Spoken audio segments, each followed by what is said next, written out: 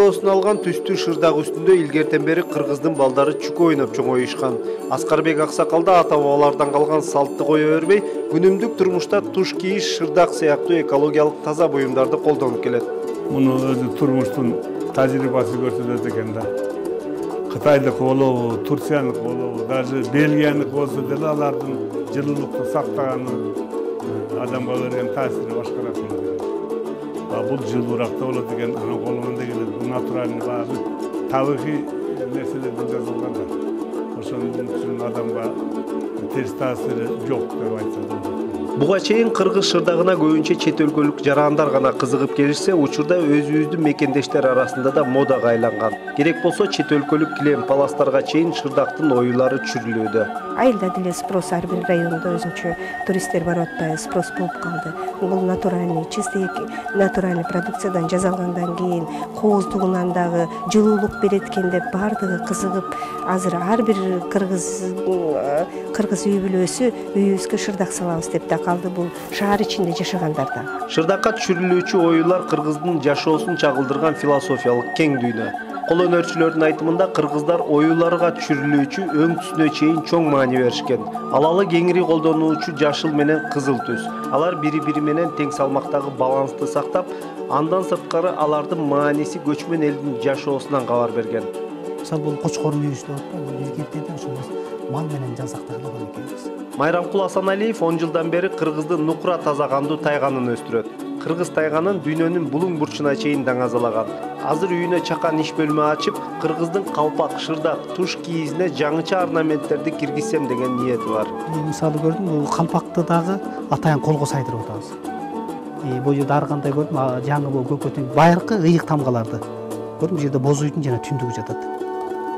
Бул жерде көрдүм манас тамга, бул калпакты атайын колго сайдырып атабыз. Бул атайын бул эмесин үлгүсүндө иштеп чыктык. Башка мындай өтө бийик эмес, өтө жапсыз эмес. Анан бул адам кийгенде да сымды болуш керек, бул таза кийиз. Майрамкул Асаналиевдин эмгегинин басымдуусу манас темасына арналат. Андыктан ошол доордогу төрөн тамгалар менен азыркы салттуу оймолордун синтезин айкалыштырып, кыргыздын кол өнөрчүлүгүнө жаңылык киргизүүдө. Могулардын баардыгында көрдүм манас тамга көрдүм. Асман, жер, асман менен жериңдин тирөөчүнө бүткөндөй, айың менен күнүңдүн бир өзүнө бүткөндөй. Ман ас деген тамга, ошо төгөрөктүн төрт бурчу.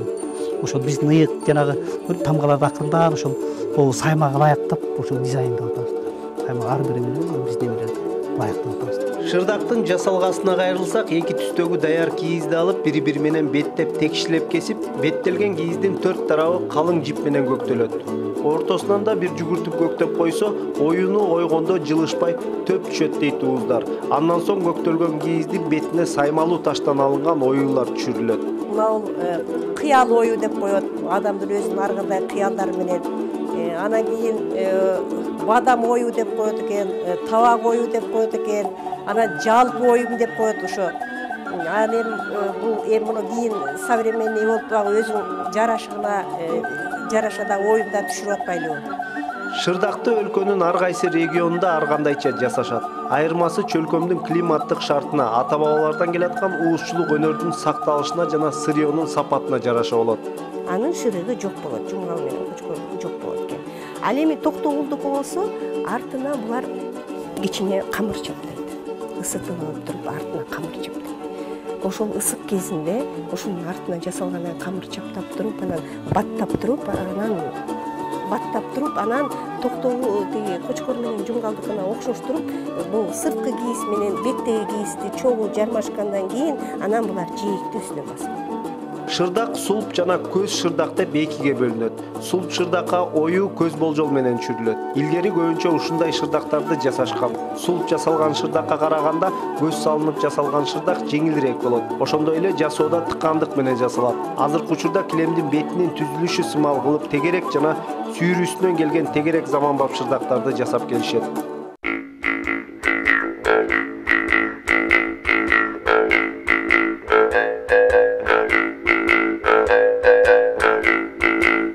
Учурда шырдактын баасы 8 000 сомдон 15-20 000 сомго чейин бааланат. Чет жактан келген эс алуучулар биздин мындай кол эмгегибизди баалап сатып алып кетишет. Көпчүлүк учурда алар табигый түстөрдөн жасалган шырдактарды баалашат. Мындай табигый түс менен даярдалган шырдактар ар түстүү шырдактарга караганда кымбат болот.